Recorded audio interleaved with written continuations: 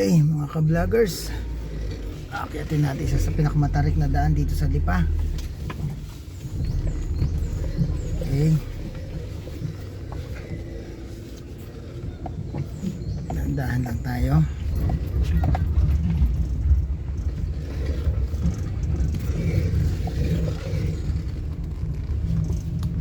Bawal magmadali.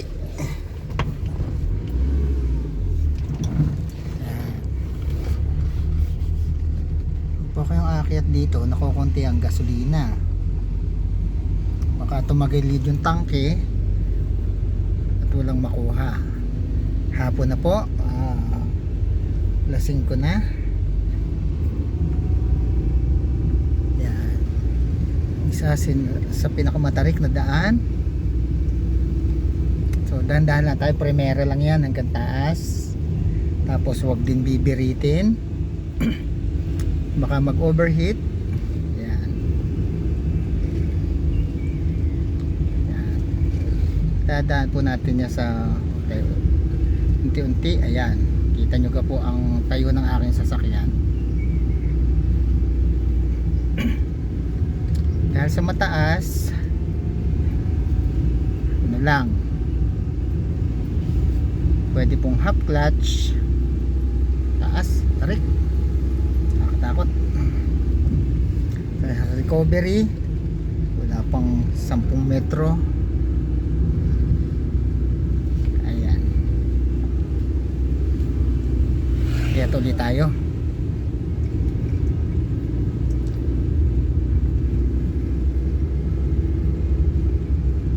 So, may mga naghihintay sa taas, hindi agad nila mailusong yung motorcycle. O yung iba pwede ring nagbablog.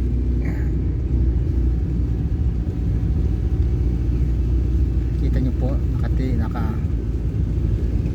ano na sa sakyan ko, nakatiwarik na.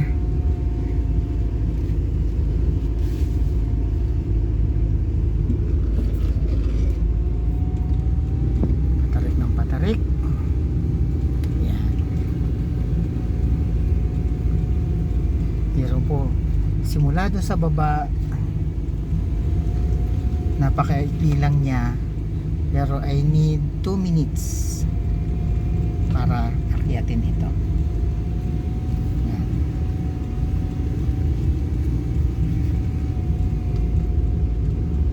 Oops, ayan.